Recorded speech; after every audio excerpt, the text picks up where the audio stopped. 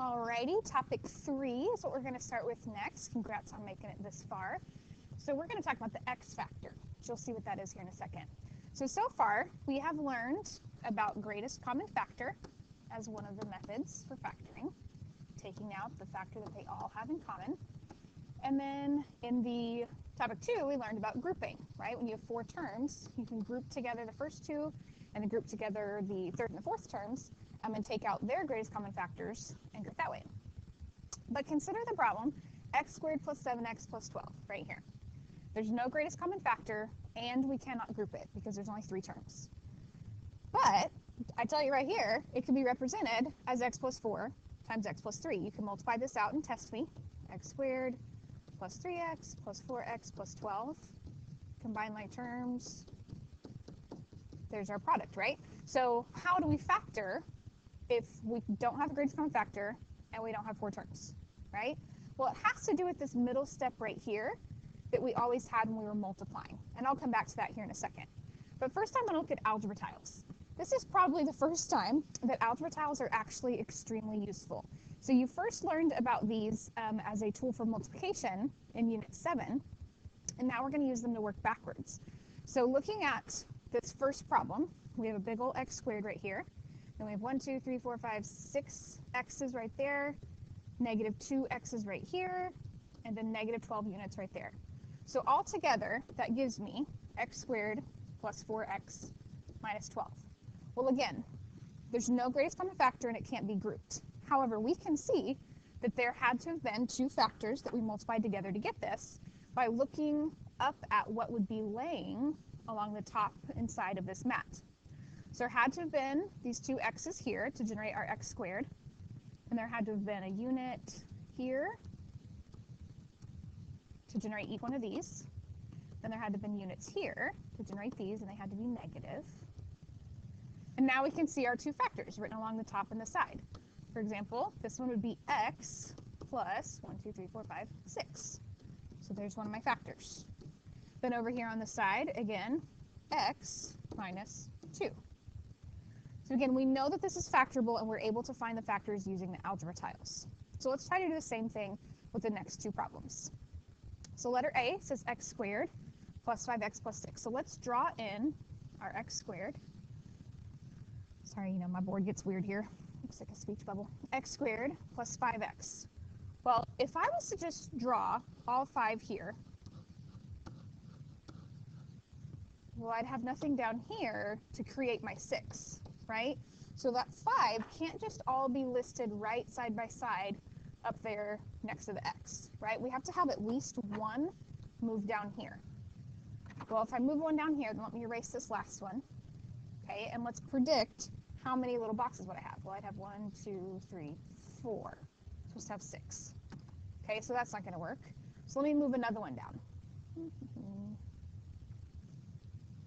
Okay, I still have the 1, 2, 3, 4, 5 x's, but now I've got 1, 2, 3, 4, 5, 6 individual units like I'm supposed to.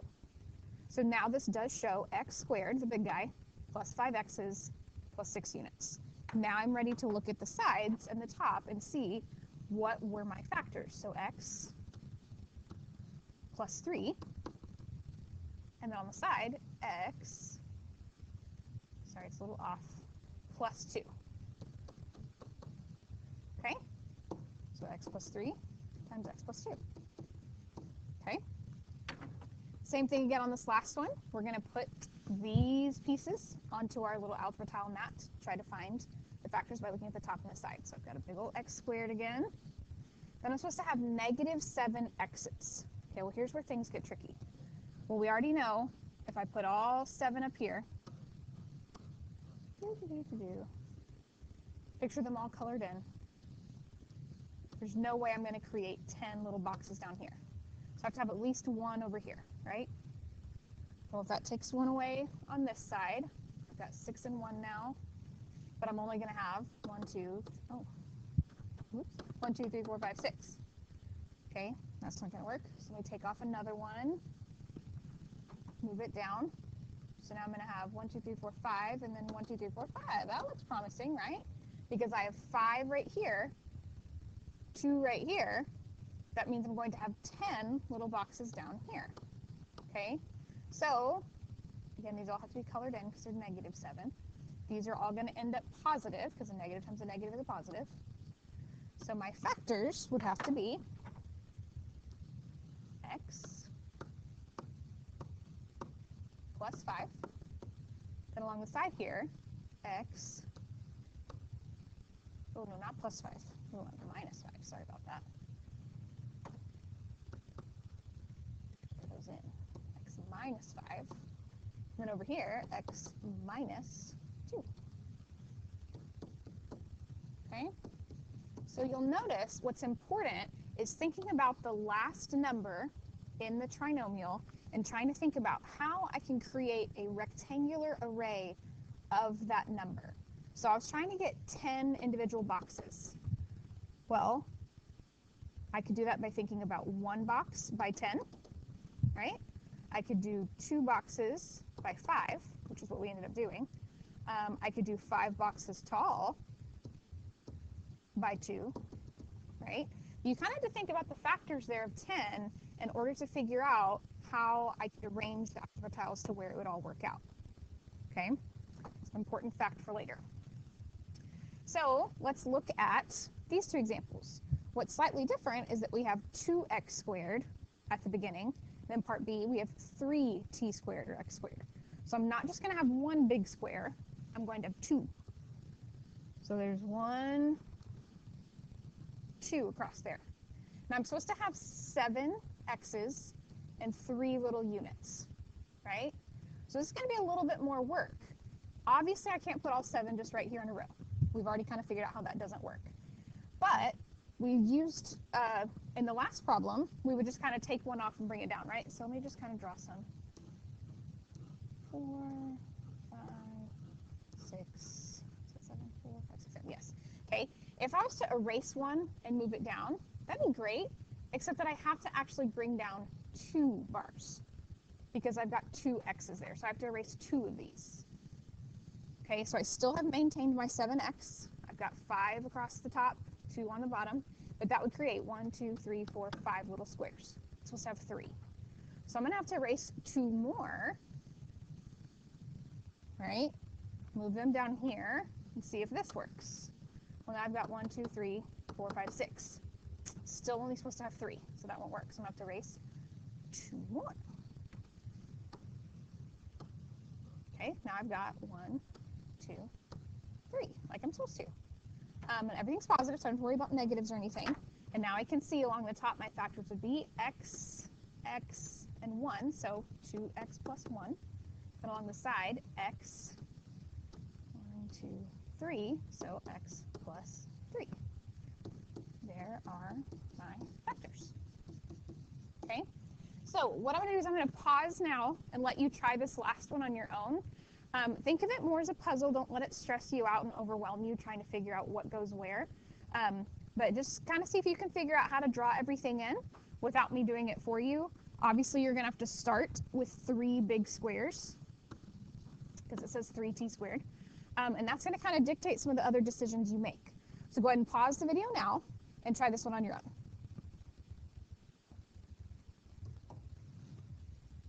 Alrighty, so there is mine all filled in. You've got 3x plus 2 and x plus 2. One thing I wanted to mention just while I'm thinking about it, and I'm not sure that I brought it up in topic 2 or 1, is that these can be in different orders, okay? So if you wrote it as x plus 2 times 3x plus 2, that's totally fine. That's the exact same thing. Because remember, factors are just multiplication parts, right? So just like 6 times 4 is 24, so is 4 times 6. Right? Same thing with this. You can put these in a different order and that's totally acceptable. Okay? Alrighty, now, this is all great and fun, except for what if we did a problem that had like, I don't know, 176x squared plus 241x minus 897. Obviously, we don't want to draw that many boxes on our paper. It would take us the rest of our lives. So we have to learn a different method that's a little bit more algebraic, a little bit more abstract. Okay, so instead we're going to use something called the x factor, okay? And really what it is it's just an organizational tool to help you figure out what numbers you need to factor the problem. So over here is the x factor, this big X. Okay, you're going to draw that X a bajillion times over the next couple of weeks. So in the top of the X, you're going to put a number, and the way you find that number is by multiplying A times C. Well, what do I mean by A times C? If you look over here at this problem I've given you, this trinomial, we have it's technically a quadratic, which we haven't really gotten into yet, but it says 3x squared plus 8x plus 4. If you have written a quadratic or a trinomial in descending order, okay, what I mean in descending order is it starts with x to the 2, x to the 1, and then technically x to the nothing, then the first coefficient you read is your a. So in this case, the a is 3. The next coefficient you see is the b, so 8. The next coefficient you see is the c, 4. So this format is what you will use for quadratic trinomials. And again, we'll get into this more when we do quadratics, but for now, just know that the a is with the x squared, the b is with the x, and c is by itself, a constant. Okay? So going back to the x factor, the top is where you're going to write a times c. So in this case, it's going to be 3 times 4, so 12. Big old 12 at the top. The bottom, you're going to put just the b by itself. So in this case, 8. Then what you're going to do is fill in the side numbers based off your 12 and your 8. So these two numbers on the side that you're going to fill in, they need to both multiply to the 12 and add to the 8. Okay? So we kind of think about what multiplies to 12. Well, 1 times 12, 2 times 6, 3 times 4, that's it. So out of those factors, what also adds to 8? 1 and 12 does not add to 8. 2 and 6 looks pretty good. 3 and 4, no. So we're going to put a big old 2 here, big old 6 here, and those are going to be the two numbers that I'm going to work with from here on out. Okay? So going back to the original problem, I've got 3x squared plus 8x plus 4. Well, we know that you can group as long as you have 4 terms. So what I'm going to do is I'm going to take 8x and break it apart into 2 pieces so that I actually have 4 terms. So I'm still going to write 3x squared, and I'm still going to write plus 4. But instead of 8x, I'm going to use the 2 and the 6 over here to write plus 2x plus 6x. So again, picture that, combining my terms, you're going to go right back up to the original problem. So I haven't really changed the value of anything. This is still the same exact problem. But now I'm able to group. And you already know how to group. So looking at these first two, I can take out an x. I'm left with 3x plus 2. Over here, I can take out a 2, positive 2. I'm left with 3x plus 2. Well now, 3x plus 2 times x plus 2, that's my final answer. Okay? So, really from this point on in the video, it's just me showing you the x factor over and over and over. It's just repetition. It's the same process over and over and over. But really, it's just a way to turn our problems into groupable problems. Okay? So let me do another example for you. We've got x squared minus 5x minus 24. Before we get going, let's fill in what a, b, and c are. So in this case, a is a 1. There's an imaginary 1 right here. Negative 5 is b. Negative 24 is c. So I'm going to go plug these into the x factor. So the top is a times c. So 1 times negative 24. So that would be negative 24. The bottom is the b. So that's just negative 5. Now I need to think of two numbers that will multiply to give me negative 24, add to give me negative 5. We do have to consider these negatives here. So let's think about the factors of 24. 1 and 24, 2 and 12, 3 and 8, 4 and 6, and that's it. Well, I'm thinking 3 and 8 is going to be our winner. 3 and 8. And you may be like, what are you talking about? Those definitely multiply to give me 24, but I need it to multiply to give me negative 24. So one of the numbers, 3 or 8, has to be negative. Well, the way I decide is by looking down here. It's supposed to add to negative 5. So that means my 8 should be negative, because 3 plus negative 8 is that negative 5. Okay? So now I have the two numbers I'm going to use to break apart my middle term. So there's my original problem. I'm about to break apart this negative 5x. So I'm going to have x squared Then I'm going to use my two numbers, plus 3x, because again, this was a positive 3, minus 8x, and then minus 24. Now I have 4 terms that I can group with. So from these two, I'm going to factor out the x. From these two, I'm going to factor out a negative 8, because that's what's going to give me a positive x and a positive 3. And I'm left with x plus 3 times x minus 8. And there's my answer. Okay, so let's do that again. Again, using the x factor. Some more room here. So the top, oh, my x got a little off over here. The top is where I'm going to do a times c. So I'll fill this out first. I've got an a of 3, a b of 1, there's an imaginary 1 there, and then negative 14. So a times c, that would be negative 42. B would just be a 1. So think about the factors of 42. 1 times 42, 2 times 21, 3 times 14, 4 doesn't go in, 5, 6 times 7. Okay? Well, I'm supposed to have a negative, so something's got to be negative here, which means really, when I add them, it's kind of almost like subtraction. So I'm going to use 6 and 7. But somebody has to be negative. Well, because my b is a positive 1, I want my 6 to be negative, because 7 plus negative 6 gives me a positive 1. So now we're going to break this thing apart. So 3z squared minus 6z plus 7z minus 14. Okay, I do want to point out also that you could write these in a different order and it would work. So you could do 3z squared. You could put the 7 first, 7z, then minus 6z minus 14, and it will still work, which I'll show you here in a second. So now we'll group. Take the first two, so I'm going to take out a 3z. So all I've got is z minus 2. And over here I'm going to take out a 7, z minus 2. And there is my answer. Okay, and real quickly, let me do this bottom one just to show you that it still works.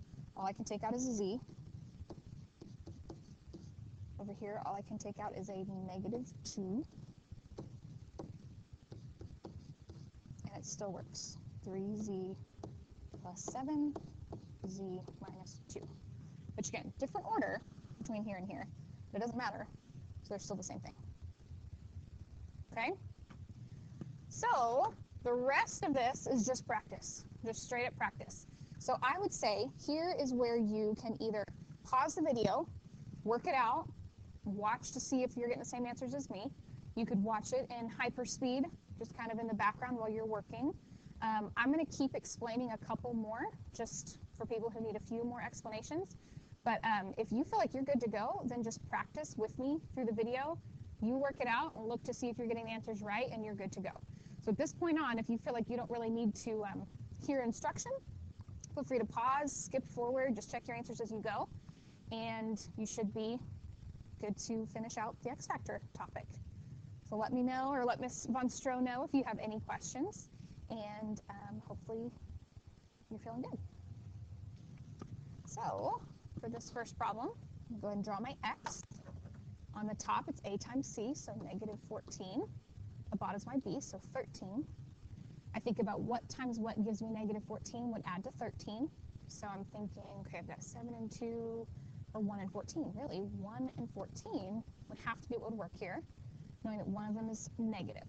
We'll put it on the negative 1 so that they add to a positive 13. Okay, so I'm going to use that to break apart my middle term.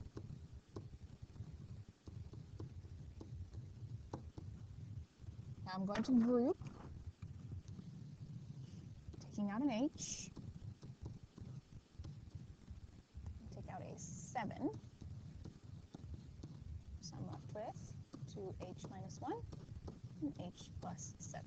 And that would be the final answer for that one. Going down here to number 2, again, draw myself an x factor.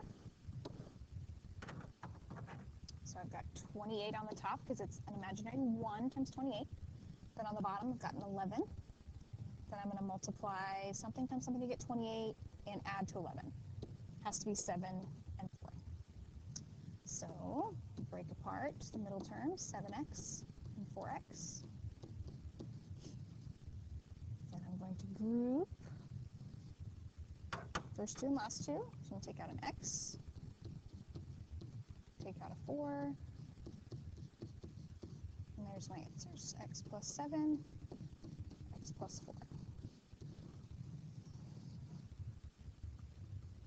Okay, keep on going. My x factor again. Top is going to be -9 because it's this 1 times -9. Bottom will be an 8. So 3 and 3, that's not going to help me, but 1 and 9 sure would. I just need one of them to be a negative, so they multiply to this negative on the top. Which one needs to be negative? That depends on what's being added at the bottom. If I make the 9 negative, then it would be a -8 for the sum. So I'm going to make my 1 negative. So now I'm going to break apart my middle term. Now I'm going to group.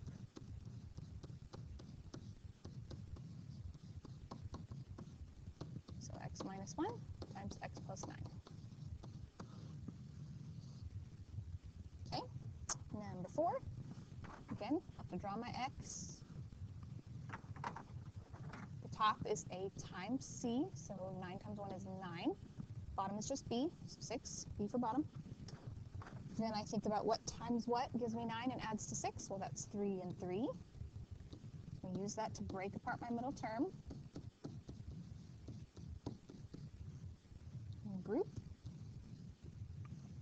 So with 9x squared and 3x, I can take out 3x. Now over here, it may look like there's nothing to take out, but really you can take out a 1. Okay, when you're grouping, you have to take out something. So then I'm left with 3x plus 1 times 3x plus 1.